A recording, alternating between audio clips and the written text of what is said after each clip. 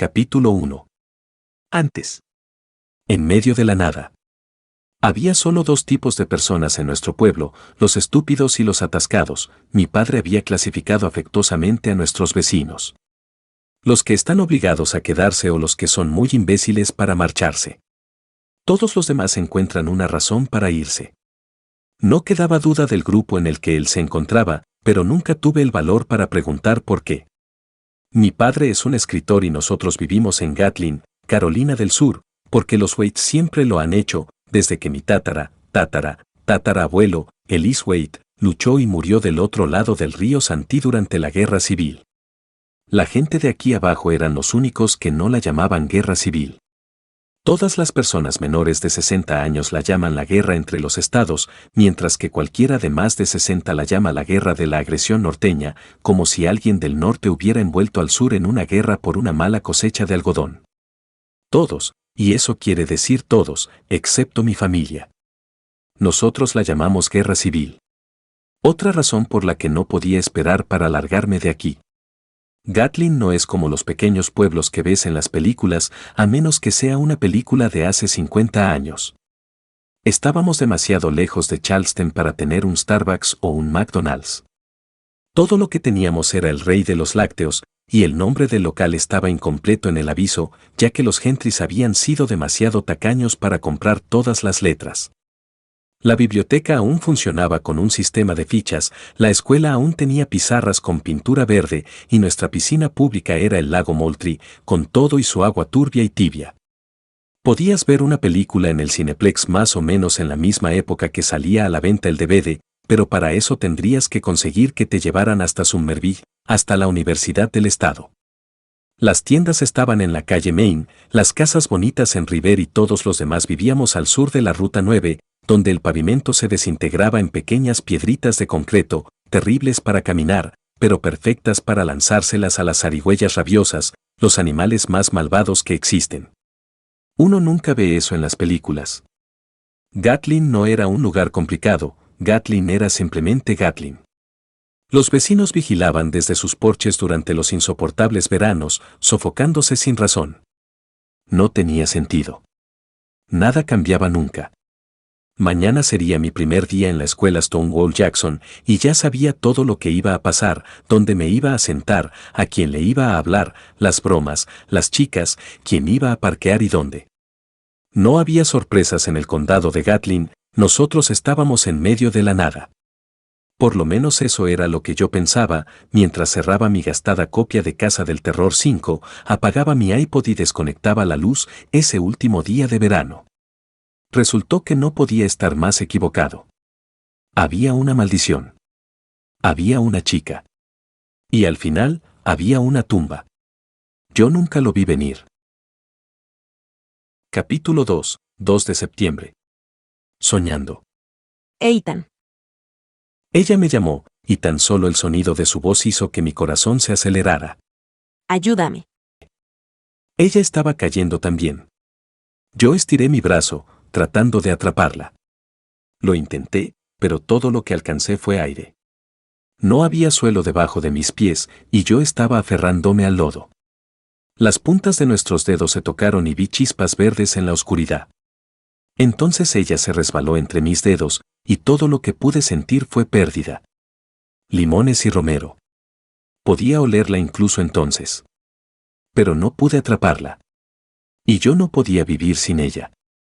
Me senté de un salto, tratando de normalizar mi respiración. Ethan Waite.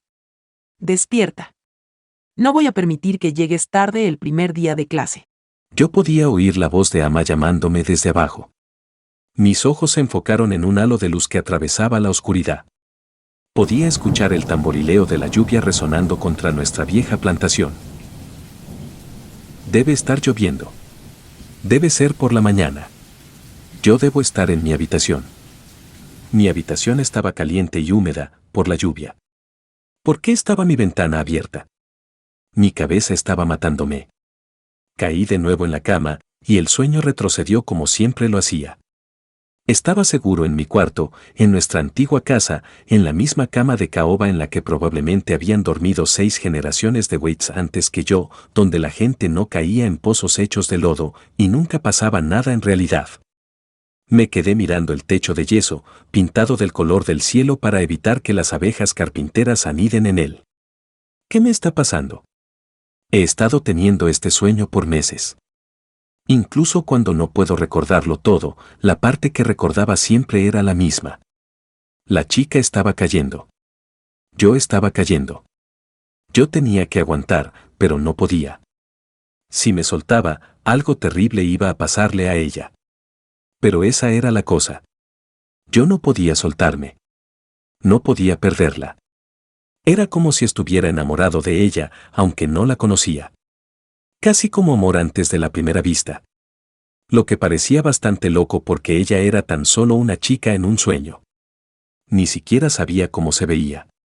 Había tenido el mismo sueño durante meses, pero en todo este tiempo nunca he visto su cara o no podía recordarla. Todo lo que sabía es que el mismo sentimiento horrible lo tenía cada vez que la perdía. Ella se deslizaba entre mis dedos, y yo sentía mi estómago caer, de la forma en que sientes cuando estás en una montaña rusa y el auto toma una bajada profunda. Mariposas en tu estómago. Esa era una metáfora bastante mala. Mis audífonos estaban aún enredados en mi cuello, y cuando miré mi iPod, vi una canción que no reconocía. 16 lunas. ¿Qué era eso? Presioné el botón. La melodía era obsesionante. No podía identificar la voz, pero me sentía como si la hubiera escuchado antes. 16 lunas, 16 años. 16 de tus miedos más profundos. 16 veces tú soñaste con mis lágrimas. Cayendo, cayendo a través de los años. Tenía un humor cambiante, tétrico, casi hipnótico. Ethan Lawson Wake. Podía oír a Ama gritar sobre la música. La apagué y me senté en mi cama, quitándome de encima las cobijas. Mis sábanas se sentían como si estuvieran llenas de arenas, pero yo sabía lo que pasaba. Era tierra. Y mis uñas estaban llenas de lodo negro, justo como la última vez que tuve el sueño. Arrugué la sábana, dejándola debajo de la camisa sudorosa del entrenamiento de ayer. Me metí en la ducha y traté de olvidarlo mientras frotaba mis manos, y las últimas marcas negras de mi sueño desaparecían en el desagüe. Si no pensaba en eso, no estaba pasando. Pero no era así cuando se trataba de ella. No podía evitarlo. Siempre pensaba en ella. Seguía regresando al mismo sueño, incluso cuando no podía explicarlo. Así que ese era mi secreto, todo lo que había para contar. Yo tenía 16 años, estaba enamorándome de una chica que no existía y estaba enloqueciendo lentamente. Sin importar qué tan fuerte me fregara, no podía hacer que mi corazón dejara de acelerarse. Y sobre el olor del jabón de marfil y del champú Stop and Shop, podía olerlo. Solo un poco, pero sabía que estaba ahí. Limones y romero. Bajé al primer piso, a la reconfortante igualdad de las cosas. En la mesa del desayuno, Ama servía en la misma vieja vajilla azul y blanca, platos dragón, como la llamaba mi mamá, huevos fritos, tocino, tostadas con mantequilla y sémola de maíz estaban enfrente mío. Ama era nuestra ama de llaves, pero era más como mi abuela, excepto que era más inteligente y rara que mi verdadera abuela. Ama prácticamente me había criado, y ella sentía que su misión personal era hacerme crecer al menos otros 30 centímetros, incluso cuando ya medía 1,87. Esta mañana estaba extrañamente hambriento, como si no hubiera comido durante una semana. Me serví un huevo y 2 piezas de tocino en mi plato, sintiéndome mejor. Le sonreí con mi boca llena. No te preocupes por mi ama. Es el primer día de escuela. Ella descargó un vaso gigante de jugo de naranja y uno aún más grande de leche, leche entera, del único tipo que consumimos por aquí, frente a mí. ¿Se acabó la leche chocolatada? Yo tomaba leche chocolatada de la misma forma en que algunas personas tomaban Coca-Cola o café. Incluso en la mañana, siempre estaba en busca de mi próxima dosis de azúcar. ACOSTUMBRATE, acostúmbrate. Ama tenía un crucigrama para todo, entre más larga la palabra, mejor, y a ella le gustaba usarlos. La forma en que te deletreaba las palabras letra por letra se sentía como si te estuviera acariciando la cabeza, cada vez. Como en, acostúmbrate. Y ni se te ocurra poner un pie fuera de esa puerta hasta que te bebas la leche que te serví. Sí, señora. Veo que te arreglaste. No lo había hecho. Estaba usando jeans y una camisa desteñida, como casi todos los días. Todas ellas decían cosas diferentes, la de hoy era de Harley Davidson. Y las mismas Converse que había usado durante los últimos 3 años. Pensé que ibas a cortarte ese cabello. Ella lo dijo con una pequeña mueca, pero yo lo reconocía por lo que era, simple y viejo cariño. Cuando dije eso, ¿No sabes que los ojos son la ventana del alma? tal vez no quiero a nadie asomándose a la mía. Amá me castigó con otro plato de tocino. Ella medía apenas unos 50 y era probablemente más vieja que los platos dragón, aunque en cada cumpleaños ella insistía en que apenas tenía 53. Pero Amá era cualquier cosa excepto una cálida anciana. Ella era la autoridad absoluta en mi casa. Bien, no creas que vas a salir con el cabello mojado en este clima. No me gusta cómo se siente esta tormenta. Como si algo malo hubiera molestado al viento, y no hay forma de detener un día así. Tiene voluntad propia. Yo rodé mis ojos. Amá tenía una forma particular para referirse a las cosas.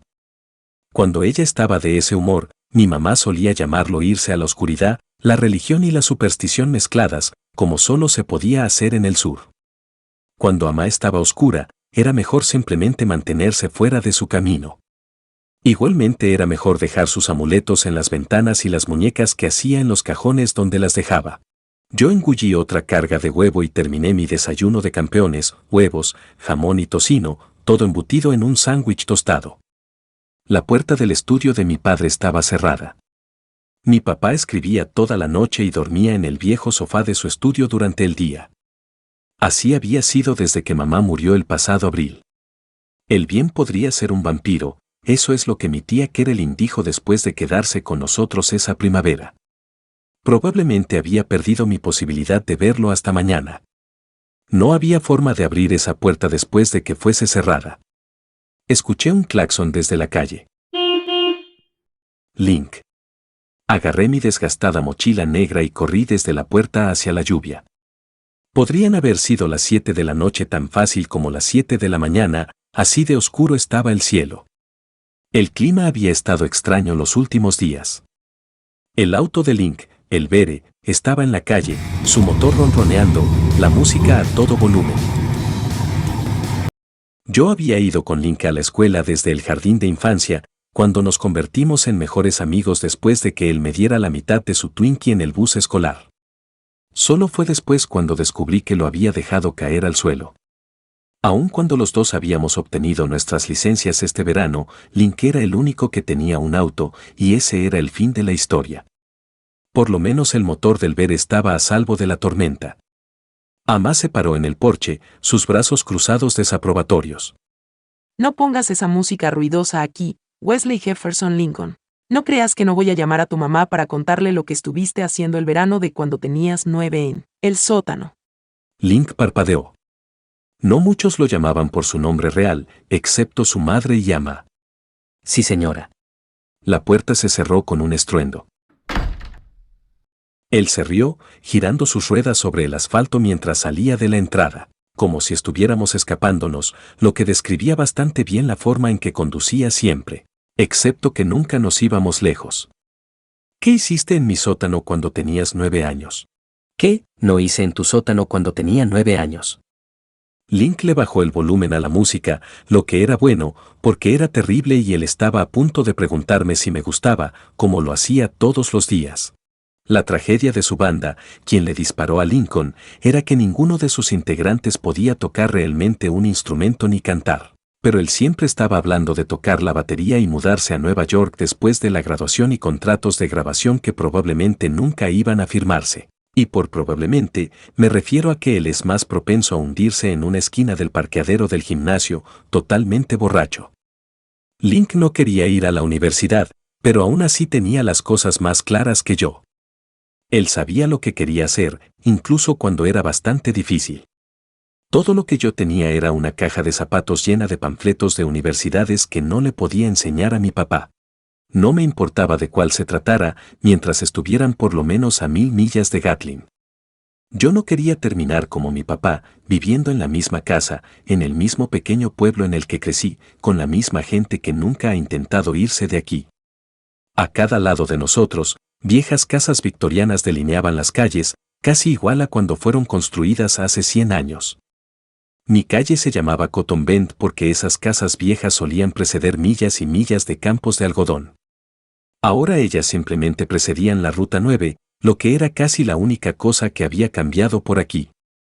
Tomé una dona glaseada de la caja que estaba en el suelo del auto. ¿Tú subiste esa rara canción a mi iPod anoche? ¿Cuál canción? ¿Qué piensas de esta? Link puso su último demo.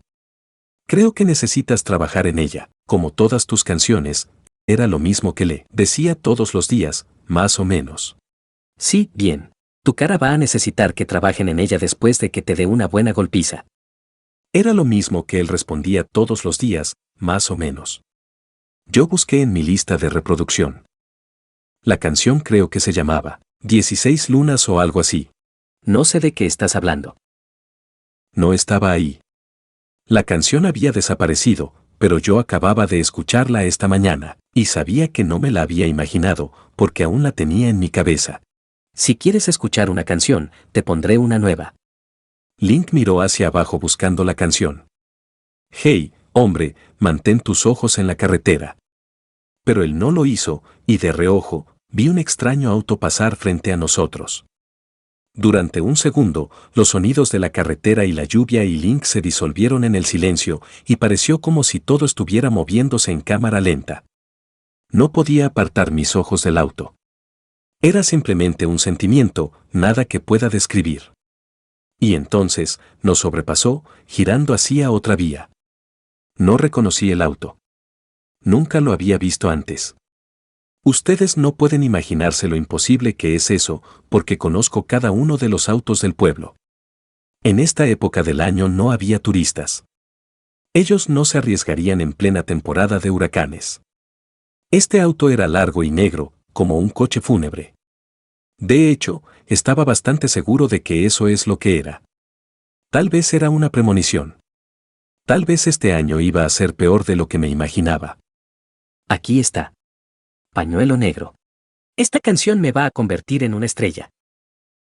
Para cuando él levantó la mirada, el auto había desaparecido.